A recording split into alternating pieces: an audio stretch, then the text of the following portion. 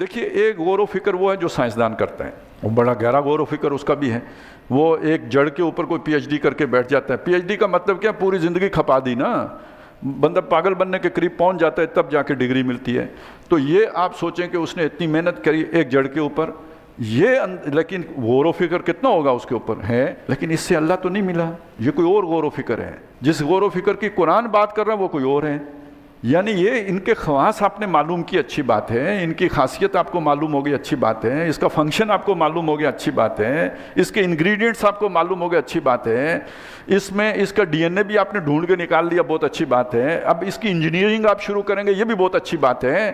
لیکن یہ کہ یہ کسی نے بنایا یا بس بگ بینگ ہوا، ٹیڑھا مسئلہ یہاں سے ہوتا ہے، یہ خود بخود ہے۔ جب خود بخود ہے تو سوچ ادھر جائے گی نہیں۔ اس کو اگر آپ اپنے رب کے ساتھ جوڑیں کہ ایک خالق ہے اس نے جس نے اس کو بنایا، اور کیا تخلیق ہے جو اس نے کی ہے، ہر شے جو اس نے بنائی ہے، جس کام کے لیے بنائی ہے، کیسی بھرپور بنائی ہے۔ تو ایک ایک شے اللہ کی خلاقی کی، اللہ تعالیٰ کی قدرت کی، اللہ تعالیٰ کے بے عیب ہونے کی، نقص پاک ہونے کی دلیل نہیں بن جائے گی۔ تو اس اعتبار سے وہ جو لوگ جو سائنسدان نہیں تھے لیکن یہ کہ دیکھتے تھے اس کائنات کو، غور و فکر کرتے تھے، تو اور اللہ پر ایمان ان کا بڑھتا تھا، تو اس جو قرآنی نقطہ نظر ہے اس کے وہ زیادہ قریب تھے۔ آج ہم نے ایک چیز کے اندر ڈبکی تو لگا لی، اسے خوب کھنگال تو لیا، لیکن یہ کہ خالق کو نہیں پہچان سکے۔ سنی حکایت ہستی تو درمیان سے سنی، نہ ابتدا کی خبر نہ انتہا معلوم، بس وہ اس ایک شے کو پکڑ کے ہلدی کی گانٹھ بیٹھ گئے اور اسی پہ پی ایچ ڈی کر کے فارغ ہو گئے، اور یہ زندگی کا سارا مقصد بن کے رہ گیا۔ اس کو نشانی کے طور پر نہیں سمجھ سکے۔